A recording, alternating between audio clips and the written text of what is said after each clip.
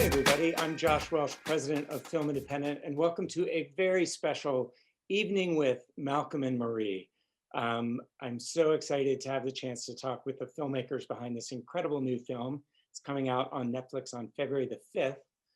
But if you're watching this, you've presumably already seen the film through an advanced link, and really, really excited to dive into it.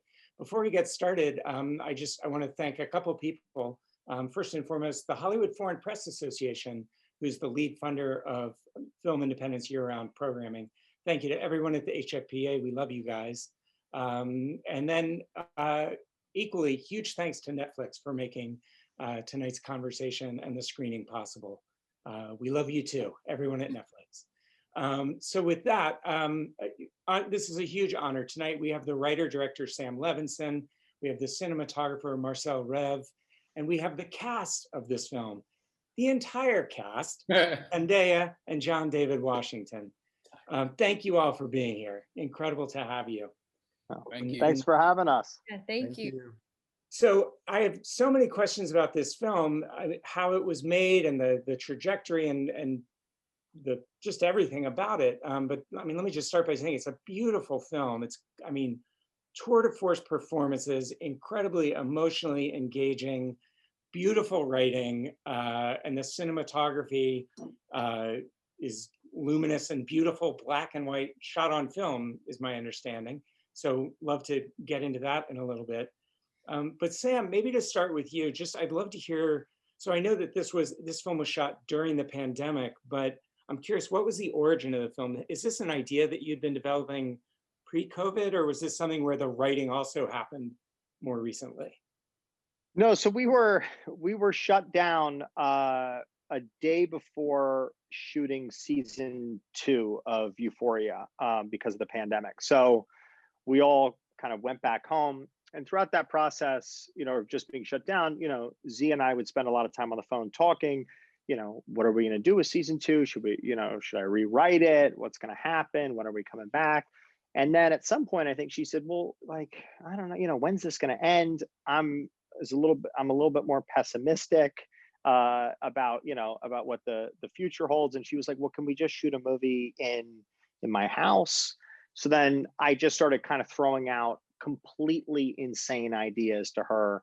Like, what happens if we just do a movie and you wake up and you're like having a psychotic break and you still think you're on Casey Undercover and you're, and she's like, I don't know about that, Sam. And then finally, at the same time I was talking to Marcell and to Ash, and I think we felt a certain responsibility to see if we could make a movie safely. Where could we do it? How can we get our Euphoria crew, who is truly our family, back to work? And is there a way that we can, in this time where it seems like everything is impossible, can we just tell a story with 2 people and 1 location? And so we kind of, it was odd because we sort of had to reverse engineer everything into it. We had to, we knew that it was going to be 1 location, 2 actors. So from that point on, I thought, well, what if it's just a relationship piece? And then I looked at my wife, Ash, who's also a producer on this movie. I said, what if it's about a director who forgets to thank his partner at a movie premiere? And she just burst into laughter, because maybe that was something that I had once done in my life. Granted, the trajectory of that was not the same as Malcolm and Marie's, but we only had a conversation about it on the car ride home. But it sparked a lot of thoughts in me about what happens when you don't acknowledge the people that make something possible and make you a better artist, a better human being. And so I called Z. I said, Z, what about this idea? She's like, I love this idea. What happens? And I was like, well, I don't know. and so I just started kind of writing. And as soon as I started writing, I knew I was writing for Z. But I was also writing Z in a way that I know her to be, not what she's playing on Euphoria, which is a very strong, funny, confident, tough, doesn't mind a little bit of a, doesn't mind scrapping a little bit, and just woman. And I thought, okay, I'm gonna write this, but then I thought, well, who can go toe to toe with her? Because it's this is going to be like a 12-round fight. And the only person who came to mind was John David Washington. And I've met John David, a couple of times, but I've worked with his sister Katia Washington on a number of projects before, so I knew him enough to cold call him. And so I cold called him. I said, "Would you be interested?" I had written like 8 pages at that time. He said, "Well, what's the movie?" I said, "I don't know, but I got 5 or 8 pages. Let me read them to you." And he was like, "All right, well, this sounds good, but like keep me posted. And so so at that point I just started writing, and there was no structure to it.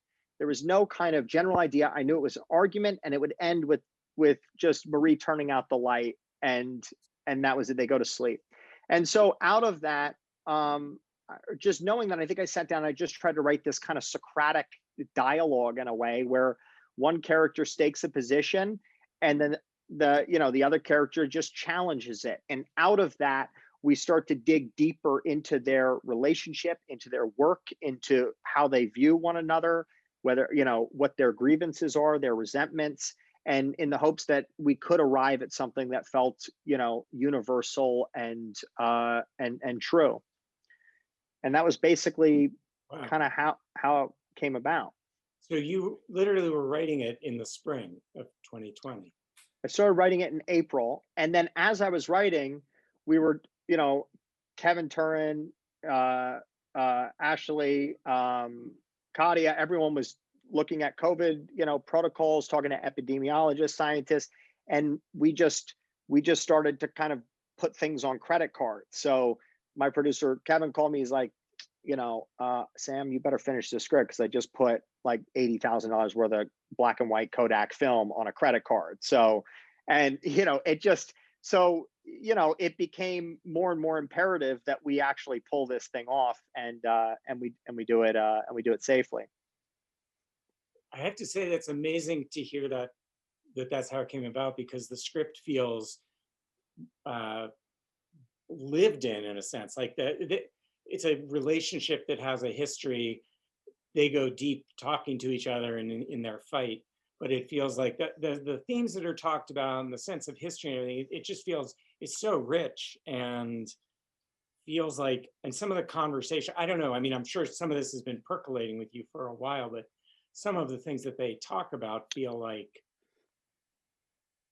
it's amazing to hear that this really was written April onward. Yeah, I mean, I think, look, that's a testament, I think, to the performances. It's also a testament to, I think, John David and Zendaya aren't just actors, they're producers on this. So, you know, we would go through every single line of dialogue. What does this mean? What's he talking about? What was this relationship? How does this work? And we really we got into the specifics of all of that. And because it wasn't a normal production where people are, coming up and saying, Sam, Marcell, what do you think of this wallpaper? And should we go look at this location and stuff? It was just, there was nothing. There was no first AD. There was no script supervisor. We had a crew of 22 people quarantined on a ranch in separate units, and we just sat in a parking lot and hashed all of it out. I think I had 2/3 of the script when we first got up there. I didn't know how it ended. I didn't know where it went. I didn't know what really the movie was even about. And it was only out of our conversations that something started to kind of form, and more life just seeped into it. And then, and the discussions that we had about our own experiences, about how we felt about things, that all just seeped into the piece. And then I think the day before shooting, I sat down with Kevin, Katia, Harrison, kicked around some ideas, sat down, wrote another 25, 30 pages, came back to JDZ. We all talked it out, and we started shooting the next day. Wow, amazing, amazing. I'm assuming none of you have made a film in this way before, right? This is a first. Yes. So John David and Zendaya, I'd love to hear from you, like when you got that script, whether the 2/3 script or the full script, like what was your initial approach to this? Like, how did you start working together, the two of you, before the camera started rolling? did you have any time just to spend together to develop a relationship before the filming started, or how did that go? We never really had a full script. The way, it kind of happened was, Sam would write, a few pages at a time, and then he'd call me and read them aloud, and then we talk about them for like what, max 5 hours, but Yeah. it depends on the day. So so I kind of got it, we got it in sections, so it's like we talk, and then he would we'd leave on a cliffhanger, or I'd be like, well, she can't come back from that. Why would great, Sam, great, like, why would you make her be that or say that or whatever the case may be. And I was like, and then it became this, now I'm like taking Marie personally now, because I know that not only was she written for me, but I felt in a lot of ways she was written to me, meaning I think, these characters, represent like this, where I also emotionally am headed, I think, as a young actress. And I think, that was very much in Sam's mind. And I'm grateful that we've had now this history of being able to create an entire show together where we have talked a lot about any and everything. There's nothing ever off the table. And so all of that, I think, also feeds into these characters, and Marie was already kind of forming and existing and then becoming very personal to me. So once we started talking, then I was like, okay, well, I think she should say that, and he'd say, I'm like, no, I don't know if that's the right, like there becomes this like battle of like,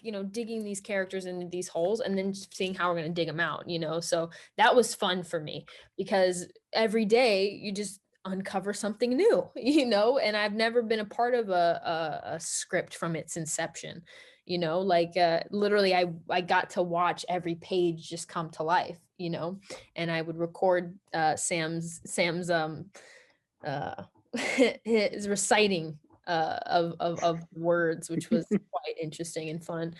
Um so with that kind of already happening, it was special in that way. And I remember when Sam told me he was first, like, if he thought like he could cold call John David Washington, and I was like, you think he'd do it, because that would be our dream, that was like the dream, the dream, and hopefully he would say yes to 8 pages, so I was like anxiously awaiting, what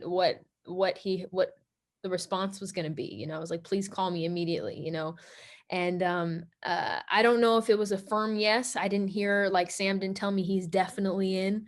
He just said he asked some wonderful questions, and that's when I was like, oh, he's the real deal, because I heard through Sam, he was already asking questions that nothing had been written yet to Mhm. answer the questions. So it was amazing that those questions were asked, because it already informed, I think, and helped Sam and myself navigate where this was all going to go. So he was already kind of actively being a producer before he even just truly gave us a yes.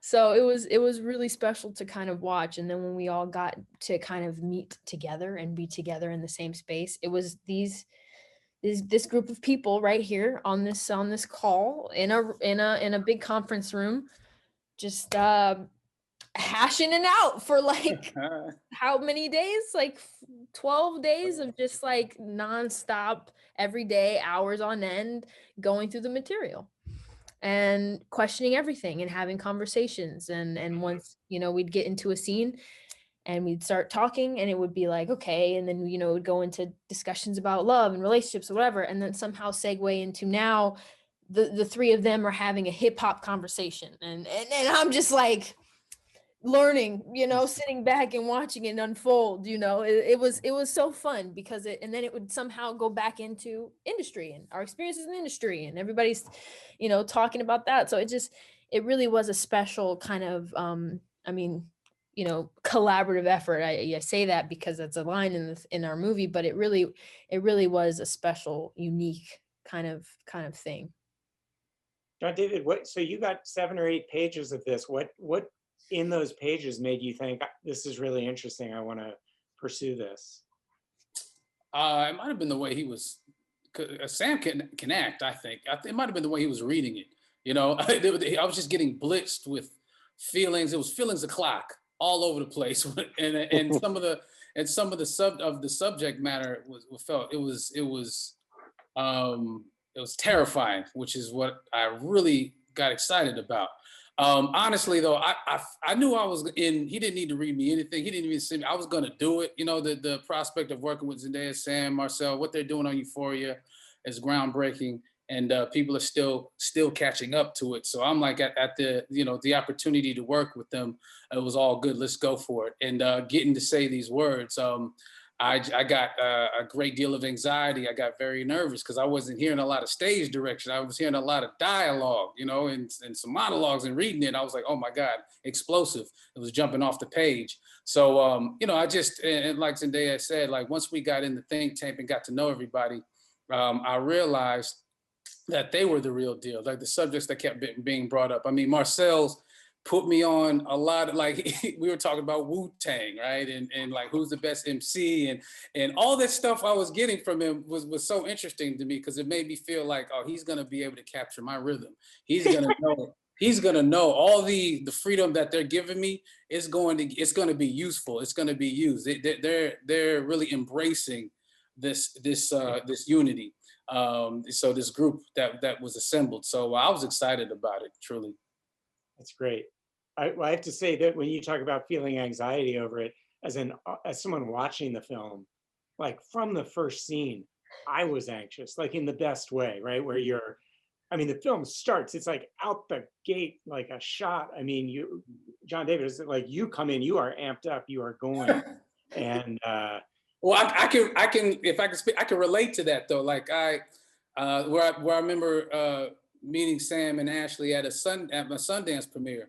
Like I know what it's like I need the film to do well at Sundance. I've been in Cannes. I got Naomi Campbell, Christopher Nolan, and all these people like sitting in front of me. Like if this doesn't work, my career is over. You know, so I know that anxiety, that pressure, and then that feeling, that weight that's lifted when it does go well, which is where we find the characters, or at least one of the characters, in this celebratory, very hyper mood. So I can relate to that. So a question for Sam and Marcell is the decision to shoot on both black and white and to shoot on film. When in the process did you make that decision, and sort of what drove that? I think pretty early on. You know, I remember talking to Marcell about it and talking to Z about it. We knew we wanted to shoot on film because I think we wanted to, part of what we were trying to do is, can we make something cinematic given the limitations that we have, you know, smaller crew, things. So film was always on the table, and then black and white was sort of an instinct. And then I think as Marcell and I started to kind of look at different references, from La Nota to Joseph Losey's The Servant to Virginia Woolf, we just started to notice that every single actor in those movies was white. And, you know, by the time black actors started to get opportunities in Hollywood, black and white film had fallen out of fashion. And granted, there's black directors who have, you know, sort of reclaimed that, from Spike Lee to Charles Burnett. But, you know, so it's not a new or original idea in that sense. But because this was a story about Hollywood, because it was about the industry, it felt interesting to kind of reclaim that sort of golden age of cinema kind of narrative and frame these two characters within it, and the iconography of it and the timelessness of it, because I think that's ultimately where we want to see the business moving. Mm-hmm. So Marcell, I'm curious, specifically the decision to shoot on film rather than digital. I'm curious, like, were you doing a lot of long takes? Like the scenes, right? I mean, the whole thing just plays out over this long period of time, but were you doing long takes, letting them go, or because you were shooting on film, was it a little more tighter in your shooting style?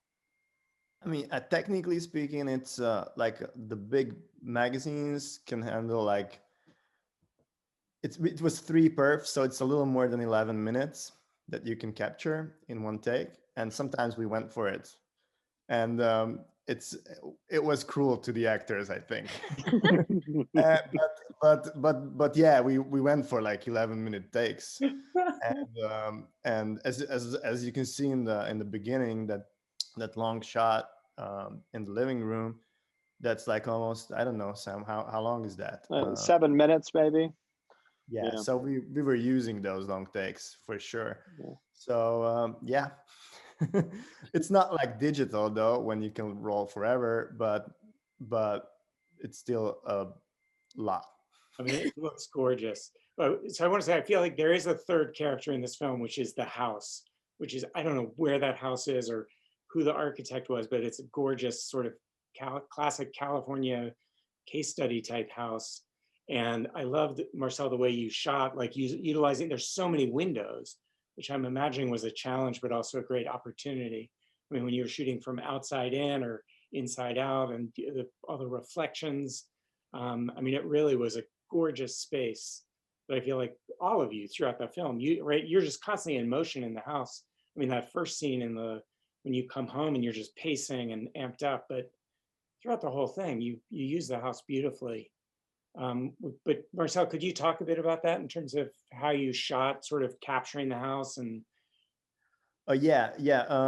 The openness of that living room, that you can like see the landscape around it. That was something that we were looking for when we were looking for a location. So we not only have like just, it's not just like two characters in like a shoebox. It's something.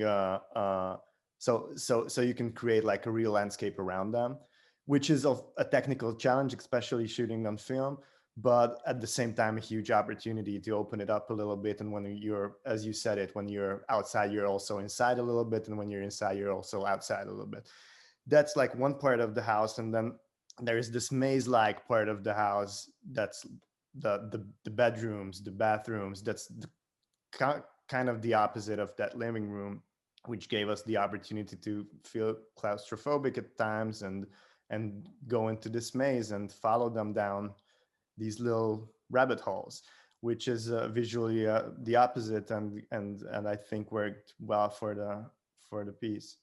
Yeah, and also there are technical sides of it, where whether you have the space to lay dolly tracks somewhere, you can go get around the house with equipment and stuff like that you have to consider. But and I think we were going for something modern with Sam. We were talking about like La Notte and those references that were calling for something with a modern touch, but also something not too cold.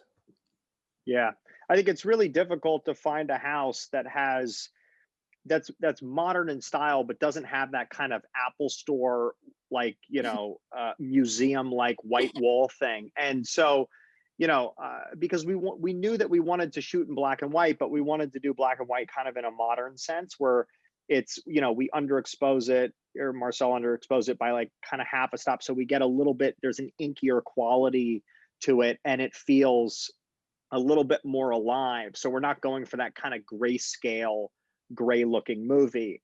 And at the same time, I think it lends itself to just the imperfections, just in the light, and and how people move through it. That house is pretty beautiful. I think one of the biggest struggles with it was trying to figure out what its narrative arc was as a piece. And I think that's something that Marcell and I are always very conscious of, is how to let a space unfold in a way where we're not just burning all of our entire location in the first scene. We're not just doing some master here from the top, that everything is kind of choreographed, so that we're shooting the pieces of the house until it all comes together to kind of tell the story. Because we've got no place to go. We've got no place to cut. We can't cut to another thing.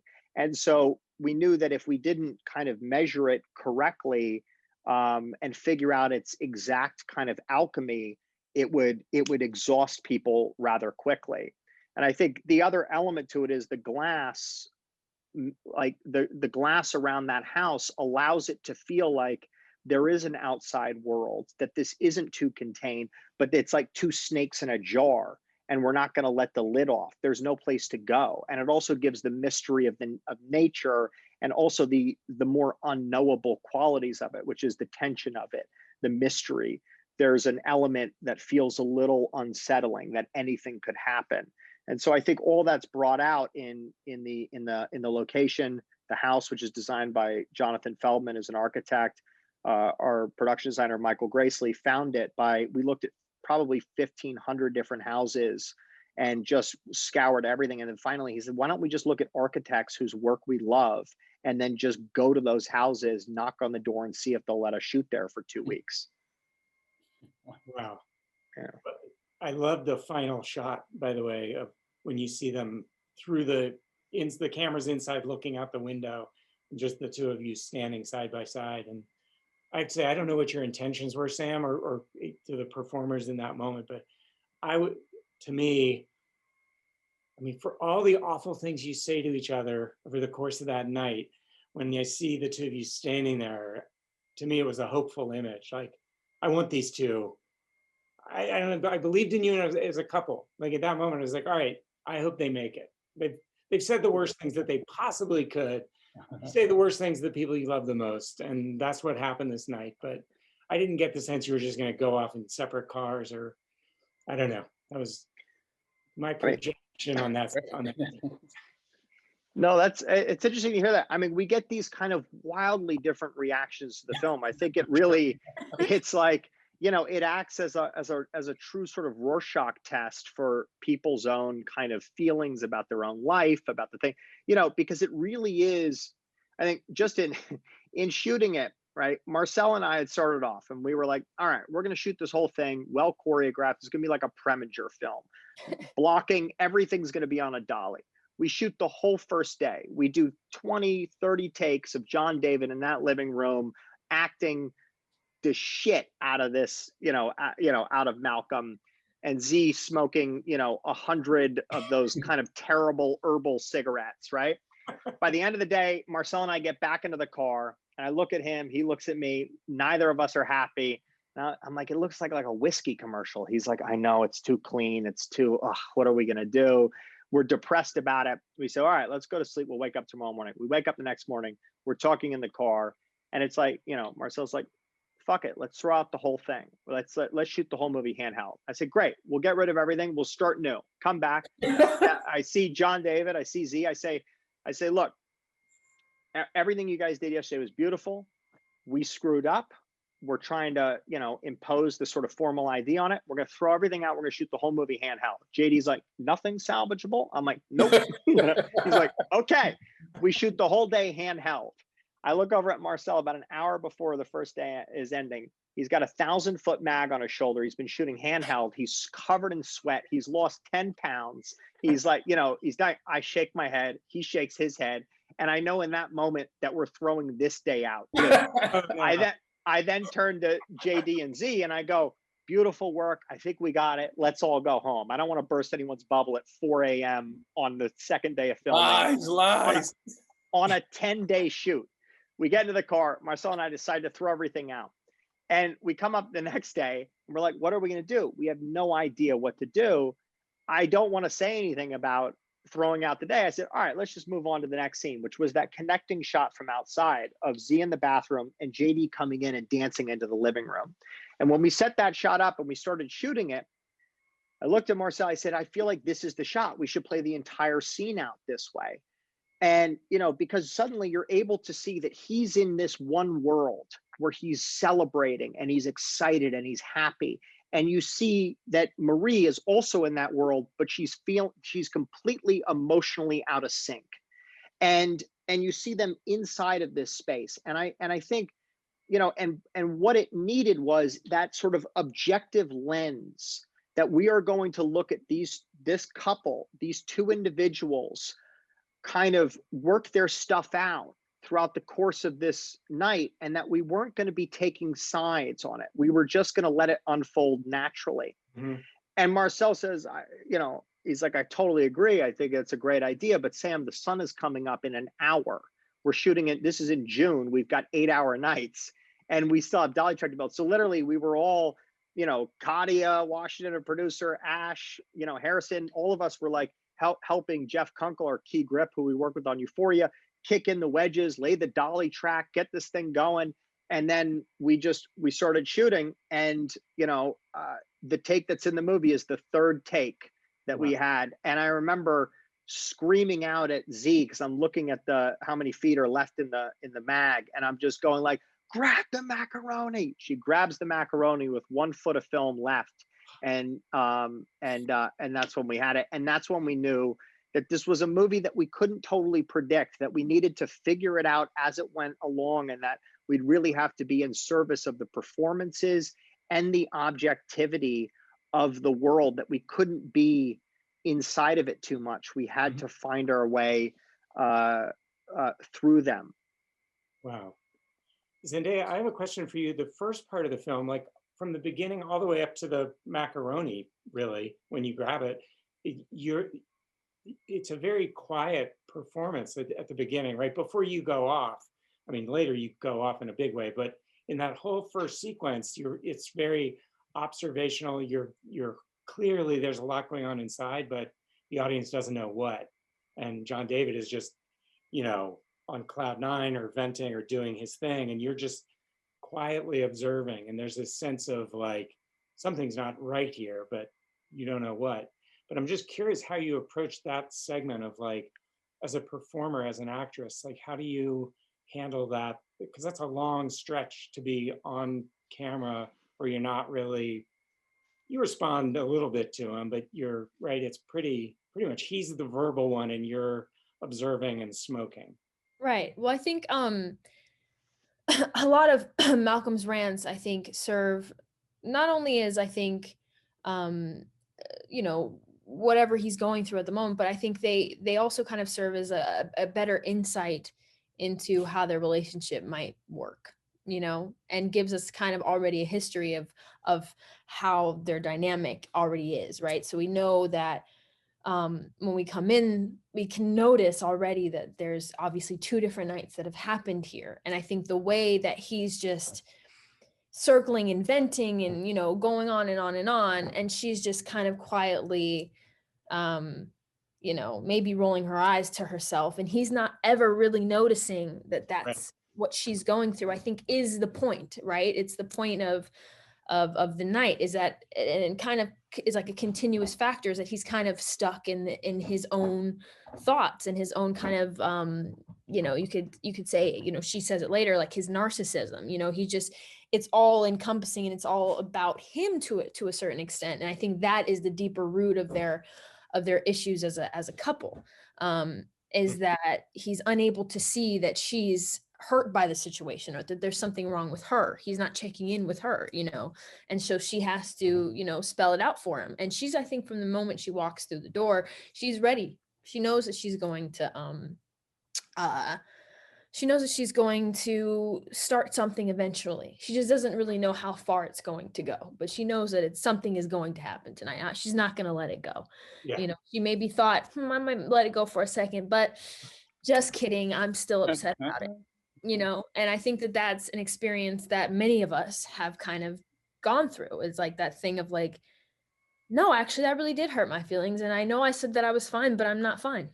I'm not over it, you know, that I'm upset about it, you know, and I think his constant responses, or those, you know, constant moments of him kind of being caught up in his own thing, I think lend itself to a greater message, and a greater understanding of how these 2 people operate in their relationship. That's really, really interesting. I feel like throughout the film, there is this nice rhythm to it. You know, it's not I mean, obviously it's not a static film. Like the conversation evolves and there are these turning points where you go from quiet, you know, it's like who's on the offense, who's on the defense. There's this like sparring back and forth that escalates throughout, which I just think is really remarkable. But in addition, the other thing I wanted to talk about is, I'd love to hear you all talk about so there's the core of the film, which is this relationship between the two of you and what's working and what's not working and your history and everything. But then there's also like a full-on critique, or yeah, I guess a critique of the film industry, of how movies get made, of how the press operates, of how Black creators are treated within Hollywood. And I mean, it's in the first scene when, John David, you're talking about the white critic at IndieWire, the white critic at the LA Times, Entertainment Weekly, but then it goes to, really hones in on the woman from the LA Times, and she becomes a stand-in for all of them. And but the scene, it is a high point of the film when you get the best possible review, the masterwork of cinema, and you find the one way to take it negative. And like your rant there is like epic. I mean, for anyone who hasn't seen the film, it's truly amazing. And I just love to hear you talk about how you, like, that's a hell of a thing to perform too. Like that is a long, sustained, physical rant that you go on, and Zendaya, your reactions to it are priceless. But John Dave, I'd love to hear you talk about how you took that piece on. Um, And if I also want to ask both of you and Zendaya, were you staying really true to the script, or were there moments in there where there was improvisation happening? I think there's some, maybe it's not obvious. I believe there's some obvious improvisational terms that are thrown around by me. Definitely weren't written. I took liberty to include my experience. But I think that's the point of this. That was the making of this film, though. We're including our experiences in the industry, our relationship to the work, what we love to do, and inserting that into the story, like literally how we're making it and what we're talking about. So in that moment, particularly, I'm very aware of a lot of people that I look up to, people that I've admired for a long time. I've never talked to necessarily, but through interviews or through even their work, there's some kind of truth that coincides with what was being said by Malcolm. And there's just, it's an actor's dream to be able to have an opportunity to live out a full emotional, like, I don't know, movement like that, and ideas of that. Like he's dealing with identity as well, which is something I can relate to. You know, that's why I played football in the beginning. So that I identified with that. I identified with being boxed in as an athlete and as an artist. You know, that's a huge fear, you know, of mine, and wanting to break out of that. And we're seeing Malcolm in that moment trying to define himself. So he's ultimately saying, you can't do that yet because I'm still defining myself. I'm still trying to figure out my voice in the industry, my voice as an artist. So who are you to say that? But ironically, she's saying, well, keep doing it. You know, we like your voice. So, you know, just, I love contradictory, you know, characters. Yeah. I find them interesting. And when you have rich text like that, and you have the freedom, Marcell and Sam never made me feel, you know, restricted. They it's almost like Sam definitely, I can remember even before we started, was like kind of telling me, like almost like in the spirit was whispering, let it out. There's a beast in there. Let it out. We haven't seen it yet. Go ahead. So I'm like, really? You know? So I'm like, oh yeah. And this is a lot of pandemic stuff. I'm stripping off, you know, NFL experience. I'm stripping off being called the N-word in the South when I was 7. It was feelings o'clock, you know. And Marcell and Sam were like, yeah.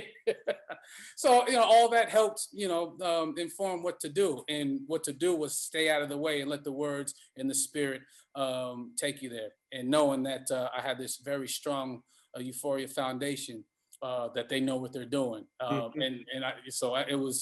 felt as free as I ever have as an artist. It's great. Zendaya, so one of the things I think why the movie affected me so much, and why it really works, is throughout, like, as they say terrible things to each other, they're telling the truth, they're letting it all out, but there's this underlying, like, throughout the film, there are these moments where you see that they love each other, right? There's like, Zendaya, your reaction to him when he goes off there, like, there's a few shots where you're kind of smiling, like you kind of appreciate his rant, but you're not getting pulled into it, and you don't react with disgust or anger or anything like that. Like, you appreciate him in that moment. And it's one of those moments where, even though he's talking about something not about your relationship, it just, like, for the audience, you see, oh, this is a couple. This is a real couple. They have a history, and hopefully they're going to get through this. That's my perspective anyway. But there was a lot of that through the film. Marcel, another question for you on shooting. Were you trying to keep your distance from Zendaya and John David? Like, were you using long lenses, or were you right up there? Like, were you all in pretty much a tight space? I think we were trying to breathe with them Mm-hmm. and be there with them in the moment as much as we were using like normal lenses and not going too far from them. There are like certain moments where you take a breath and you just take a step back and just like the story can breathe a little bit, but for the most part we were trying to capture what's going on in there. Yeah. I think probably like 70% of the movie was shot on a 40 mil lens, and then we would use a 50 mil for certain close-ups, because it's just nicer to be a little bit tighter. And then every now and then, if we wanted a wide shot of the house, we'd go a little wider, maybe the shot of Z laying in the bed, at the end, we went a teeny bit wider. But we pretty much try to kind of restrict we don't want it to feel, we don't want to get in the way of the performances, and we don't want to get in the way of the life of it. And so I think as soon as you start jumping between lenses, you start to feel that kind of indecision in the performances. Mm-hmm. And same thing even with just the kind of the cutting patterns of it. We wanted to allow it to breathe as much as possible. And so the more that we can feel these performances sort of without the kind of the design of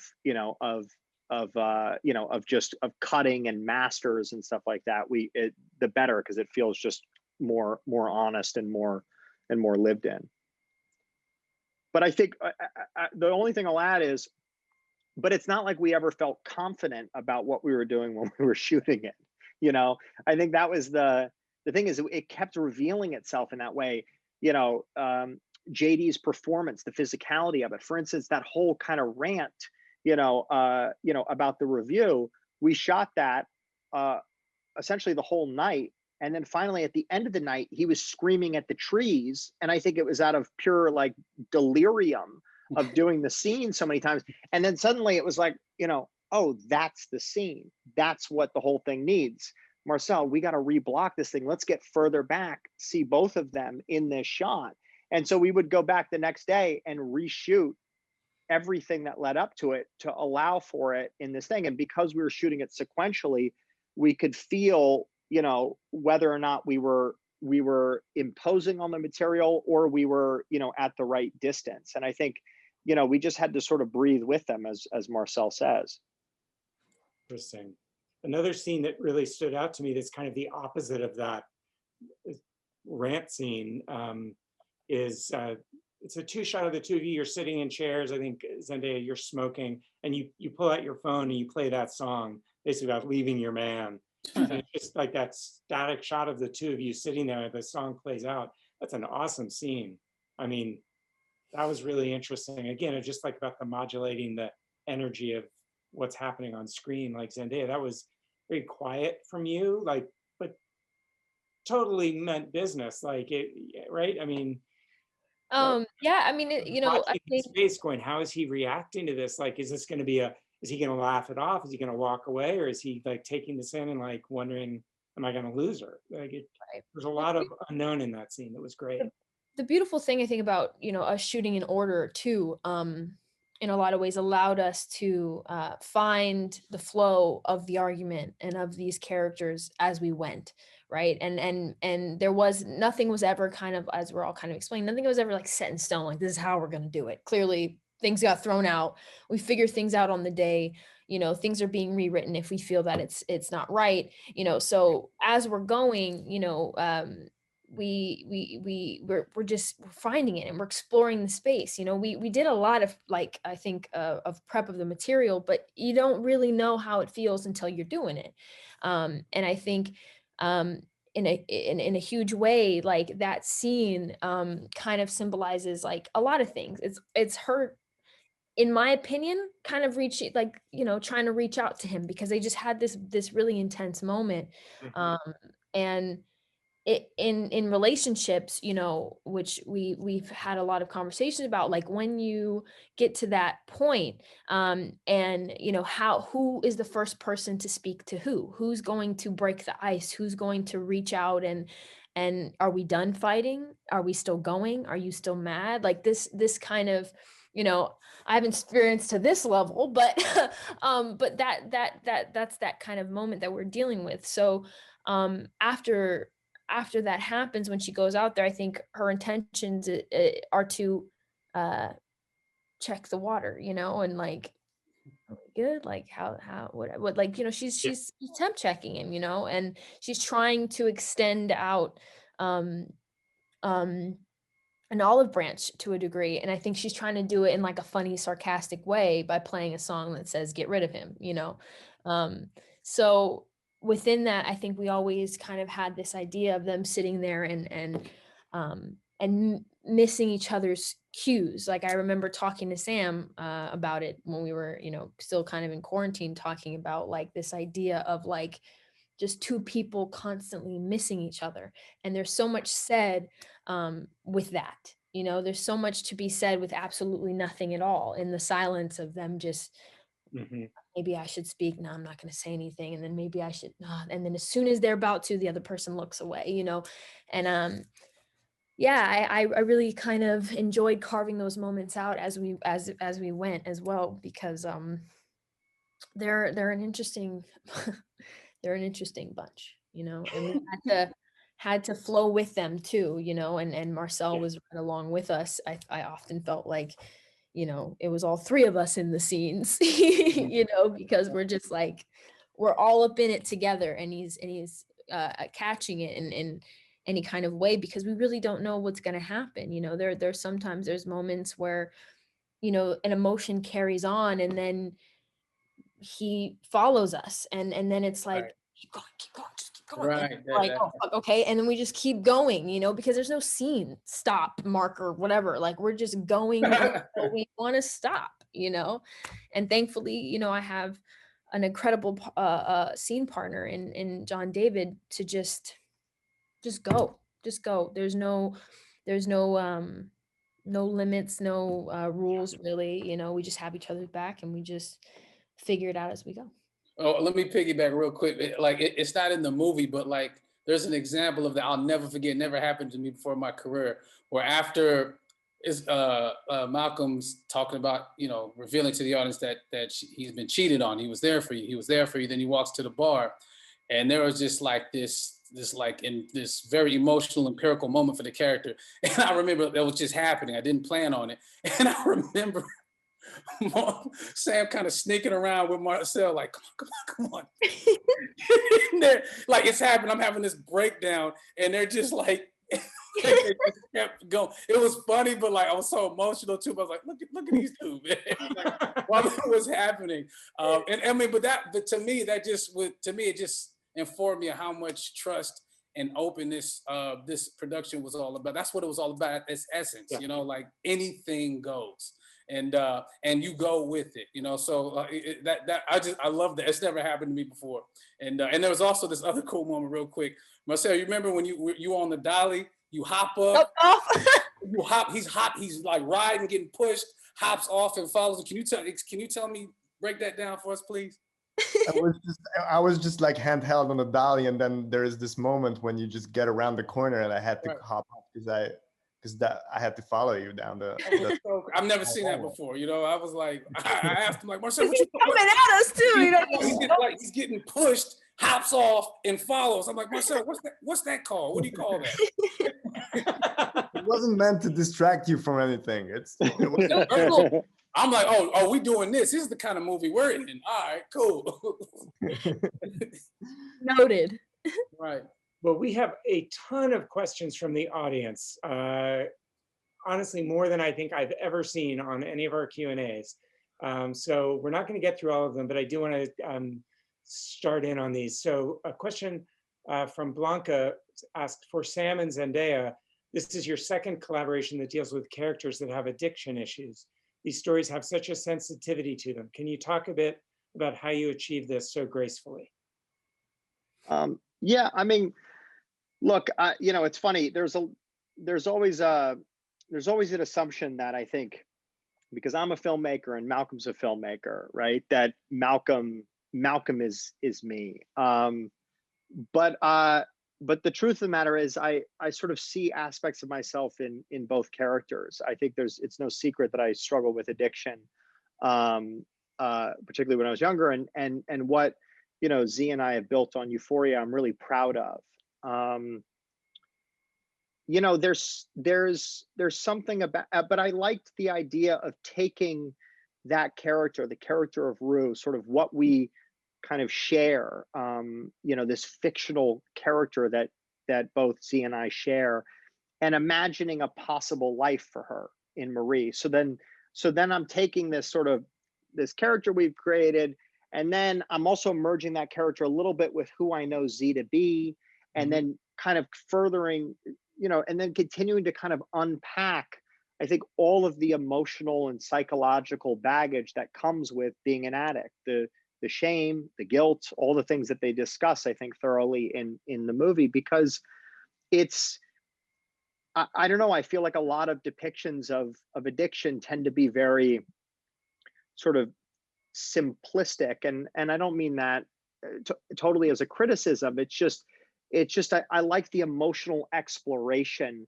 of how it forms you as a person, and the kind of constant struggle to be better and do better. And luckily I'm writing for an actor who is just has an inherent kind of sensitivity, and just you just want to root for her. And I think that's what's so kind of wonderful about the way that Z brings these characters to life, is like I think, I don't think I'm speaking out of turn when I say this, but Z doesn't, when she's working, it's not a technical thing. She doesn't know exactly what she's going to do in every scene when she approaches a character. Either she clicks into the emotionality of a scene, or she doesn't. There is a true naturalism to it that's always fascinating. And I think it challenges me as a writer and a director to make sure I think she's challenging me to sort of up my game, because if she doesn't feel it, then that means that it's something wrong with what I've written. And so it's a really interesting kind of back and forth. Wow. Question here, this is really for the group. With the pandemic, were there any aspects of the various changes to preparing, filming, acting that you actually liked or would prefer moving forward? I mean, it's such a difficult kind of thing to approach, because we all just felt incredibly grateful to be able to be working at all. Like, it was such a tough and difficult time for so many people. And it continues to be, so we were just grateful that we could be in a space where we could be safe, and we can make something that we were all putting our hearts into. But one thing that was special for me that I never really have been able to do, other than like just literally making a movie, because like I've never had to be a producer in this regard. I've never had to put my own money into something, talk to Sam every day about a script, or backing up your own kind of ideas and thoughts it's scary. It's a totally scary thing. But with that being said, we had this ability to, while we were quarantining, to live in this bubble, and this bubble, to keep everybody safe, is once you're in, you can't leave, and within that, I got to share this room with the people that you see here, like I said before, and just live with the material, and like Sam said, question everything and talk about everything, and dig into it and hear and learn more about myself, more about the people that I get to work with, and see how that can even inform me as an artist and make me smarter and more aware. I've said, earlier I was talking about how John David asked these brilliant questions, and I often found myself, I would record him and Sam and Marcell going all through the things and asking questions that I never even thought of. And I kind of was like, would zoom out sometimes, like, this is so cool, and I've never been able to have that kind of experience and put so much of myself into something, which again is scary and can feel very like vulnerable, but it's also really thrilling as well, especially when you get to do it with people that you care about, and that have your back, and that ability to make something, where we all truly have to have each other's back. I'm doing my own hair and makeup. I'm, brought extra clothes to throw around the set, and then that means that, you have Katya, Katya and Harrison are making sure that people are fed. They're, making sure there's continuity and that everything is flowing right. And people are doing 12 different jobs, and essentially at the end of the day, just really have to look out for one another, because the only people that we have to answer to is each other. There was no, at that point, there was no studio or anything. It's just us, and we're just figuring it out as we go. So the responsibility is to our fellow crew members, Yeah. So I think the one thing I would add that I think that this situation allowed us to do is, because we were all off from Euphoria, and because we were all financing it ourselves and putting our own money into it, it allowed us to create a structure in which our crew had ownership in the film. And I've never understood why, if you make a movie, why Marcell doesn't own a portion of that film, while why Julio Perez, our editor, why our focus puller does it, our key grip. And so it allowed us to create a financial structure that in success we could all share the benefits. And at the same time, I think we were highly cognizant of the fact that if we were lucky enough to go out and be able to shoot a film at this time, when a lot of people aren't able to work, that we could carve out a portion of the ownership of the piece, and whatever money comes from it, to donate that to Feeding America. And so it was a pretty unique structure. It was literally one page. That was our back end structure. There was no BS, no financier takes a big portion of it, and then this thing, we all owned a piece of this movie. And I think going forward, that's something that if we're able to do things like this again, sort of small films that we're betting on ourselves, that's a structure I think we all want to carry on moving forward. It's really exciting to hear. I mean, both of you, in terms of creative process and financially and the business side of things. Like, I feel like you both just articulated what's great about independent film. I mean, obviously, independent film is really hard and challenging and all sorts of problems with it. But what you can achieve creatively with this kind of pod and people who really work together in that intimate way, and then also in terms of sharing the financial side, it's a great, inspiring to hear you talk about that. Question, and we're almost out of time here, and a ton of unanswered questions. My apologies to everybody who sent in questions we haven't gotten to. But Jack asked, can you talk about working with Labyrinth on the fantastic score?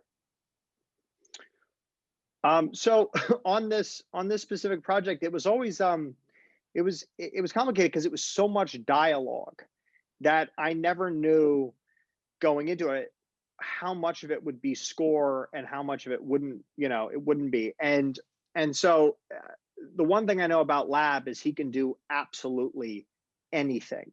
He is that versatile, a composer and a musician. For this particular piece, we ended up only using one piece of score that he has, because it source music felt right for the film, just that they're, and there's obviously a lot of source cues that were written into it, but he has a piece in there that I think is just absolutely gorgeous. That's sort of, a jazz riff that comes when they start to make out. But it kills me that the other pieces that he composed, I wasn't able to use in the film because I tried to jam them in there because I loved them so much. So we have time for one more question. And actually, this one I think is kind of interesting from Michael. It's a question for Sam. Would you ever consider adapting the screenplay for the stage? It's funny you say that. When one of the first things that we had talked about was the idea of, you know, if we're able to make this, can we do this on stage? Can we do a sequel to it on stage? I think, John David and Zendaya have such electricity and they're so brilliant that I would love nothing more than to see this in a theater. I started in the theater. I've always loved plays. I love the idea of doing a play. I love the idea of doing anything with JD and Z again. So the answer to that is yes, yes, yes. Great. The only problem with the theater is, where's Marcell gonna be? Yeah. That's my I big. can do the jumping off of the dolly, you know. Yeah. Right. We actually had another question sort of related to that, which is somebody asked, would you ever consider doing a sequel, kind of, before sunrise, after sunrise type thing, where we see the future of this couple? I think that's always been an idea of just allowing these characters to continue to unfold over time. And I think just the sheer nature of how we all work together and how collaborative it is, and how much of, kind of different experiences we're always filtering into these things, that the idea of continuing this relationship and, these sort of films following Malcolm and Marie would be, it's too irresistible an idea. Yeah. So yes. Great. So yes. So yeah. Yeah. Well, I want to thank you all for being here, for having this conversation, but most of all, thank you for this film. I mean, it is truly, it's a fantastic film. It was so inspiring to watch, and I have to agree. I mean, I could definitely spend more time with these characters, and I feel like I was brought in to get to know them in this one night, but like I believed you had a history, and hopefully you have a future. So it's a rare thing where I find myself thinking that after a film, like, oh, I'd love to see another film with these two characters. But I mean, congratulations, John David and Zendaya, such powerful performances, really moving. Thank you so much. Sam and Marcell, huge congrats. Thank you for having us. Thank you so much. Yeah. Thank you to everyone who tuned in to listen to the conversation. Apologies again, we didn't get to so many questions, but please spread the word about this movie. It's already out there. I think the word is out there and growing, but let's keep it going. Thank you, everybody. Thank you so much. Thank you for having us, Josh. Bye-bye.